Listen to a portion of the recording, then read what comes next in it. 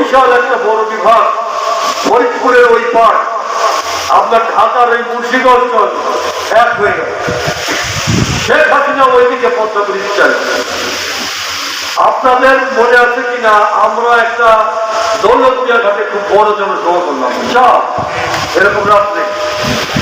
পরের দিন শেখ হাসিনা একটা স্টেটমেন্ট করলো পত্রিকা, যে দৌলতদিয়ায় যদি পদ্মা সেতু হয়, আমি বেগম জিয়া রাজবাড়ি নিয়ে আসছিলাম, উনি ঘোষণা দিচ্ছেন, আমরা এখানে কারিগরি পরীক্ষা নিরীক্ষা করেছি, ইঞ্জিনিয়ারদের নিয়ে আসছি, আপনার বিভিন্ন কনসালটেন্টদের নিয়ে আসছি, এদের পরীক্ষা নিরীক্ষা করে এইটা কত টাকা লাগবে, কে টাকা দেবে, কি হবে, সব কিছু ঠিক করে ফেলছিলাম।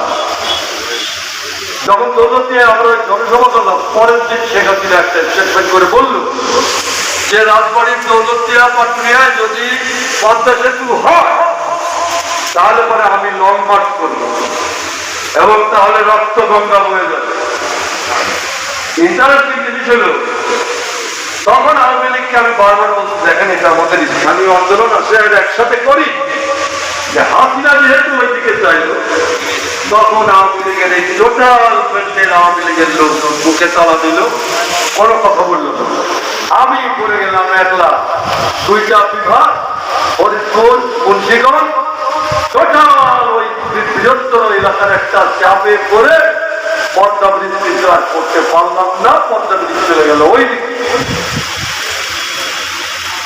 এখন আপনি মনে করেন, আমি চিন্তা করি পদ্মা ব্রিজ যেহেতু ওই দিকে চলে গেল, আর ওই দিক দিয়ে যমুনা গেছে, যমুনা ব্রিজ রাজবাড়ি পড়ে গেছে পকেটের মধ্যে, এই রাজবাড়ির উন্নতি হওয়ার কোন চান্স নাই। ধীরে ধীরে এই জায়গাটা আরো দরিদ্র হবে, আরো দরিদ্র হবে। এইখানে একটা কমিটি তৈরি করো, এই হলো আমার শেষ কথা। আপনারা ভালো থাকেন, সুস্থ থাকেন। শেষ কথা, এক মিনিট।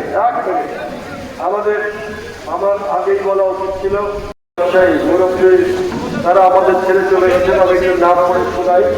কাজী কুরবান আলী আমাদের তহসিলের আব্বা, আজহারুদ্দিন চৌধুরী আমাদের হিন্দুর আব্বা, শওকত মোল্লা, হেদায়েত ভাই, হেদাওয়াহির ভাই, রঞ্জিত সাহা, আফতার হোসেন, সৈয়দ আলী মিয়া, ডক্টর মেসের গাজী, মতি মোল্লা, মসজিদ চেয়ারম্যান শিশির কুমার সাহা। অনেক ব্যাপার কি, বাজারের ব্যবসায়ীরা একটা সংগঠন করবে, সেখানে অনেক ব্যাপার, কি ব্যাপার আমার মাথায় ঢোকে না। ওই দিন ধরে আজকে পর্যন্ত বন্ধ, কমিটি নাই তো নাই। এখন কমিটি নাই, বাজারের মধ্যে হাঁটু পানি, কে বলবে পৌরসভায় যায়। এখন কমিটি নাই, যারা সেই জমা করে দেয়, টাকা দিয়ে দিল, মানে একটা জরিমানা করে দিল। এখন বাজারে কমিটি নাই, পুলিশ নাকি ঈদের আগে দোকান থেকে টাকা তুলে, আমি একটা ইয়ে পাইলাম, কাগজ পাইলাম, দেখছে কি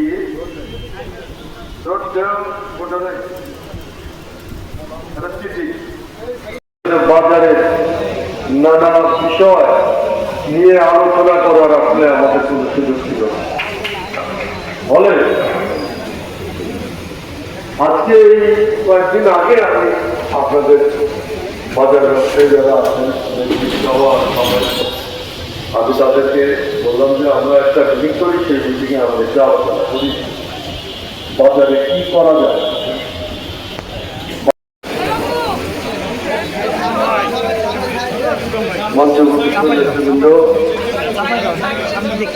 আমার ডানে মায়ের সামনে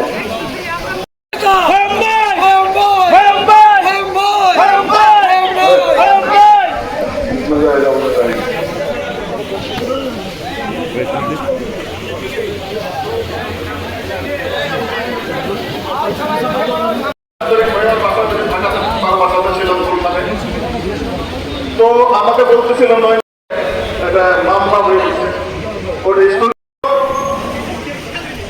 এবং আমার মনে হয় না নির্বাচনটি হলে কোনো কমিটি আর থাকে না, অর্থাৎ আবার নির্বাচন করতে হয়। স্থগিত করা হয়েছে। আমার মনে হয় জেলা রাজবাড়ী মানুষের পরিচিত মুখ জনাব ওহিম আনসারী মঞ্চে উপস্থিত রয়েছেন। যে অবস্থা ছিল সেই অবস্থা থেকে কিন্তু আমাদের এই শহর আস্তে আস্তে শান্তির দিকে ফিরে যাচ্ছে এবং এর উপকার আমরা জানি যে আমাদের যে মানুষের জন্য সবাই কুরবানি দিবে, আমরা এমন নেতৃত্ব চাই। একটি কথা আছে, এই 5টি উপজেলা কমিটি সম্পূর্ণরূপে আপনার প্রতি আস্থাশীল। তারা অত্যন্ত সুন্দরভাবে সুষ্ঠুভাবে প্রাণপণভাবে ঔষধ ব্যবসা পরিচালনা করে আসছে। তারা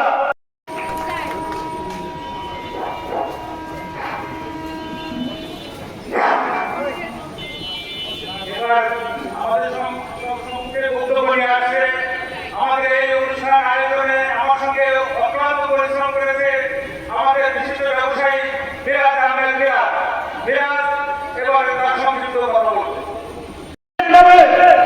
যে ছেলেটি মামলা করেছিলেন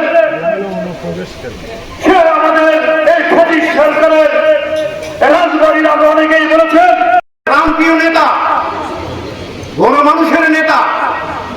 আমরা চাকর পাখির মতো চেয়ে আছি। আমরা ব্যবসায়ীরা আজকে অসহায়। আজকে 10 মিনিট বৃষ্টি হলে আধু পানি হয়ে যায়। আজকে উনি তিনবার পৌরসভার চেয়ারম্যান থাকা অবস্থা যে কাজ রেখে গেছিলেন তারপরে আর উন্নয়ন হয় নাই। তাই উনি রাজবাড়ির উপকার, তাই আমাদের কলিজার টুকরা। উনি রাজবাড়ির কোন মানুষের নেতা, ওনার ডাকে এসেছি। সাথী বন্ধুগণ, আজকে একটা নির্বাচন হয়েছিল।